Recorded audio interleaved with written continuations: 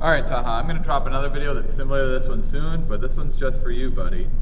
Okay, so I want to explain why I think you should be doing power and skill-based training in addition to your bodybuilding. So for background, for other people watching this video, Taha is a man that works out a lot. He would argue with me, but he's shredded and very fit and can lift a lot of weight. Very competent lifter, strong man. Now, I think he could benefit from more skills training because I would like to see a more holistic approach to movement come from him so that he can utilize all these muscles that he's building. All this hypertrophy needs to be for something besides women. I'm kidding, he does it for himself. Anyway, so I'm going to show you some stuff that I think you should be doing to, I don't know, improve. I mean, it'll improve your bodybuilding, it'll improve skills, it'll improve power transfer. Yeah, help you be better at, I don't know, doing stuff like rollerblading and rock climbing and other whatnots. Okay, so first, the concept of why do we do larger, faster, powerful movements? Sequencing is one of the big answers for that.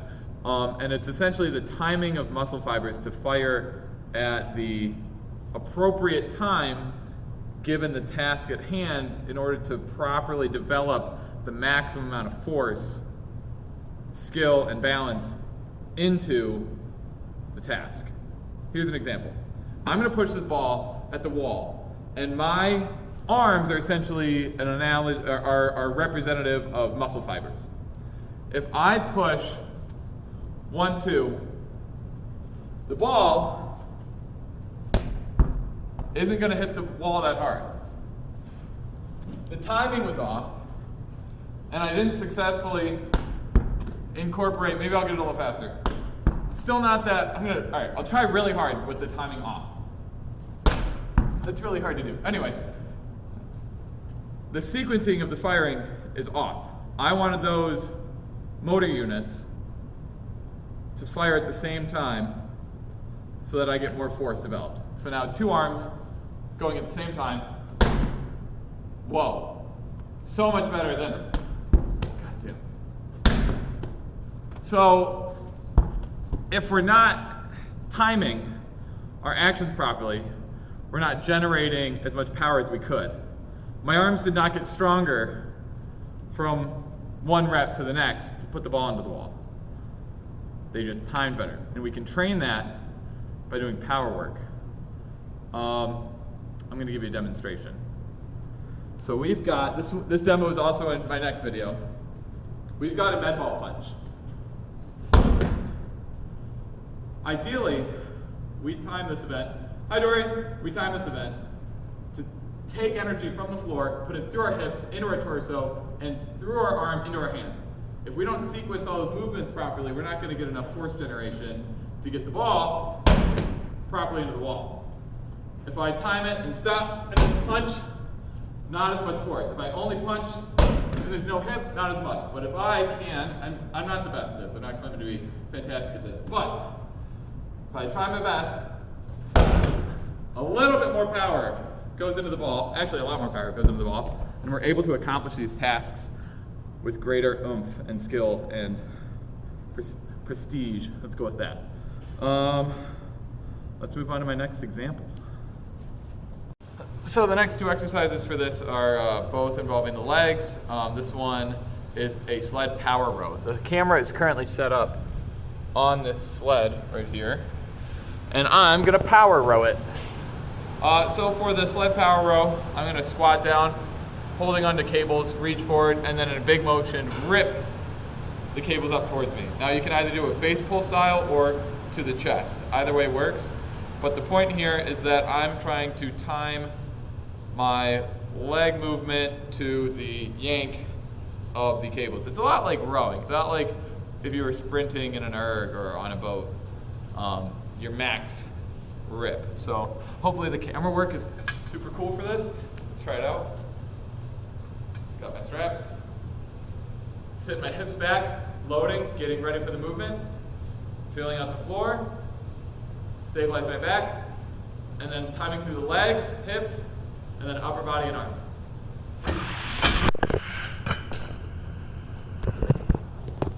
Close with the whole camera work, but you know, I think you get the point. Maybe I'll try filming it. No, I can't film it from the side, the angle stretch.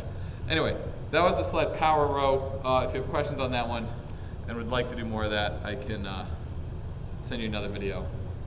Next. Taha, you gotta be box jumping. What's the point of all that leg strength if you're not gonna be able to do anything with it? And what's one of the main things you do with leg strength that looks cool? Sprinting and jumping. I'm not gonna go over sprint form in this video. Actually, it's a great idea for another video. Locking that one in. So, box jumping. Squatting is slow.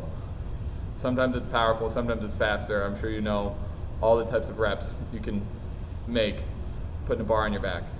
But are you actually getting to a box and jumping on top of it? Throwing yourself at something? Getting your whole kinetic chain going? Taking your energy from your toes all the way through your head? I guess this is a good time to explain that so chains of tension going through the body can sort of rewire your extracellular strength and rigidity, or at least tensile properties. There's this concept that farm hands are extremely strong people, and these guys who work out in gyms can't seem to keep up with the farmers. And the reason is that the farmers spend their entire day using their whole body to make things happen, and they're doing these skills, and then the people in the gym are isolating muscles and making them huge, but they can't actually translate that bicep energy through their whole body to actually make something happen. Whereas the farm hands have been shoveling using their legs and then their arms, and they're getting really efficient at this work, because guess what? They don't want to be doing that work, and they want to get it done faster, so their bodies actually get really efficient at it.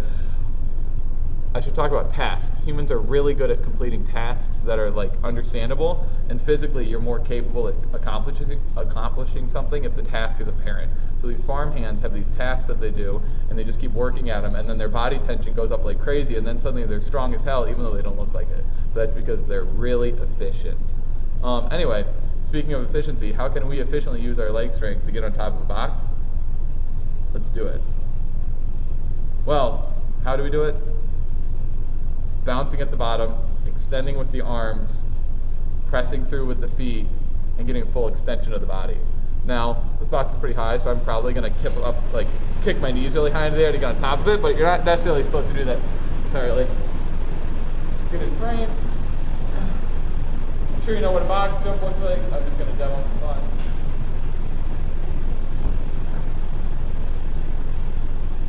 Don't jump down. Jumping from a height higher than like 18 inches isn't the best for you, unless programmed so.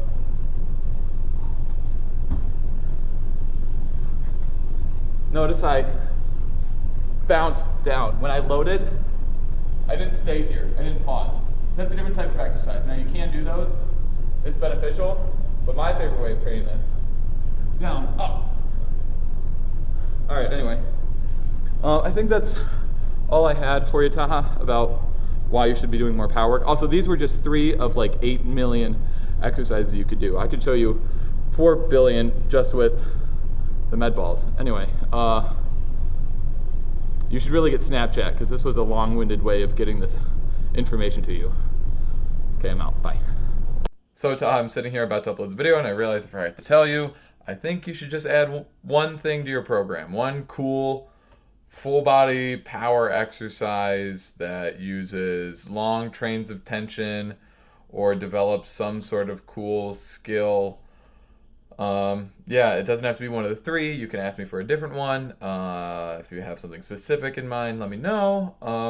My other last note is I forgot to mention with med balls, keep the weights low. The weight should be like 6, 8, maybe 10. I don't go much higher than that. Sometimes for some, like I guess slams, I like to do kind of heavier, but most med ball work I keep the weight low.